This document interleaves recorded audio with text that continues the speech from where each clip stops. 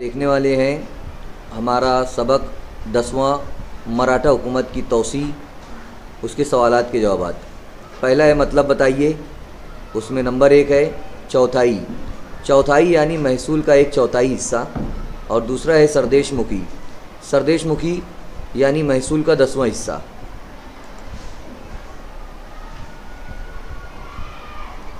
दूसरा है यहाँ पर हमारा एक लफ्ज़ में लिखिए, बालाजी का ताल्लुक़ ख़ास कोकन के इस गांव से था, तो श्रीवर्धन आगे आएगा जवाब। दूसरा है बुंदेलखंड पर इस राजा की हुकूमत थी, जवाब है राजा छतरसाल। तीसरा है उन्होंने पुर्तगालियों को शिकस्त दी, तो चीमाजी अप्पा आएगा। चौथा है इस जगह बाजीराव की मौत हुई, मध्य प्रदेश में रावेर खेड़ी के मुकाम पर। इसके बाद है हमारा यहाँ पर तीसरा सवाल लिखिए, आइए लिखिए। पहला है कान्होजी आंग्रे। कान्होजी आंग्रे मराठा बहरी बेड़े का सरबराह था। उसने महारानी ताराबाई की हिमायत की और शाहू महाराज के इलाकों पर हमले किए और शाहू महाराज के लिए मुश्किलात खड़ी कर दी। ऐसे वक्त में शाहू महाराज ने बालाजी को इनके खिलाफ रवाना किया।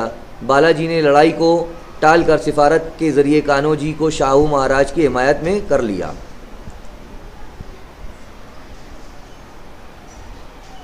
दूसरा यहाँ पर पालखेड़ की लड़ाई।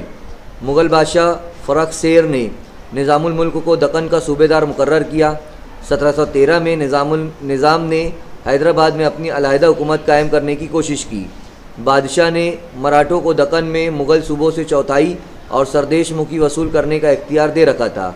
निज़ाम ने इसकी मुखालफत की थी। इसने पूना परगना के कुछ हिस्से जीत लिए।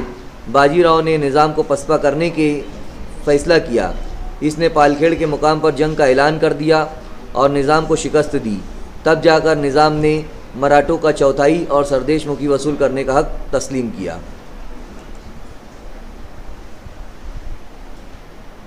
फिर यहाँ पर तीसरा है बालाजी विश्वनाथ। बालाजी विश्वनाथ का ताल्लुक़ कोकन के इलाके श्रीवर्धन से था। वो फ़र्ज़ शनास और तजुर्बाकार था। इसने कई सरदारों को यकीन दिलाया था कि शाहू महाराज मराठों की हुकूमत के असल वारिस हैं। फिर इसने सरदारों को शाहू महाराज की खिदमत में रवाना किया। ऐसे वक्त में शाहू महाराज ने बालाजी को इनके खिलाफ रवाना किया। बालाजी ने लड़ाई को टालकर सिफारत के ज़रिए कान्होजी को शाहू महाराज की हिमायत में कर लिया।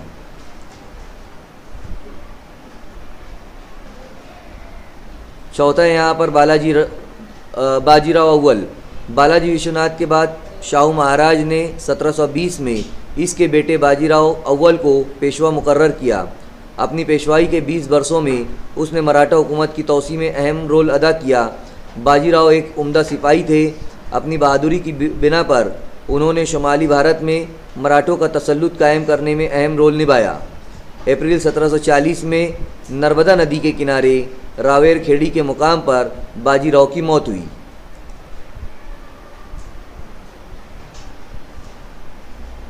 चौथा सवाल है वजूहात लिखिए। पहला है मराठा शाही में 2 आज़ाद हुकूमतें कायम हो गईं। जवाब है मुग़लों की कैद से रिहा होने के बाद शाहू महाराज के राजा बनने को ताराबाई ने कबूल नहीं किया। इसके बाद इनकी फ़ौजों के दरमियान खेड़ के मुकाम पर लड़ाई हुई। इस लड़ाई में ताराबाई को शिकस्त हुई और शाहू महाराज ने सतारा पर कब्ज़ा करके अपनी ताजपोशी की रस्म अदा करवाई। इसके बाद ताराबाई मुखालफत जारी रखते हुए पिन्हालागढ़ पर अपने बेटे शिवाजी दुवम के छत्रपति होने का ऐलान कर दिया और दूसरी आज़ाद रियासत कायम की। इस तरह मराठा शाही में 2 आज़ाद हुकूमतें कायम हो गईं।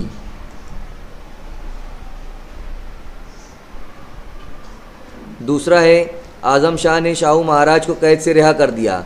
आज़म शाह को महसूस हुआ कि अगर शाहू महाराज को कैद से रिहा कर दिया जाए तो गद्दी के लिए महारानी ताराबाई और शाहू महाराज में झगड़ा हो जाएगा और मराठा हुकूमत कमज़ोर हो जाएगी। इसलिए उन्होंने शाहू महाराज को छोड़ दिया। तीसरा है दिल्ली दरबार को मराठों की मदद दरकार थी।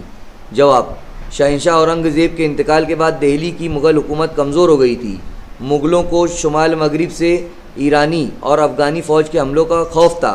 इसी तरह पठान, राजपूत, जाट, रोहिले जैसी मुकामी हुकूमतों से भी मुग़ल हुकूमत को ख़तरा था।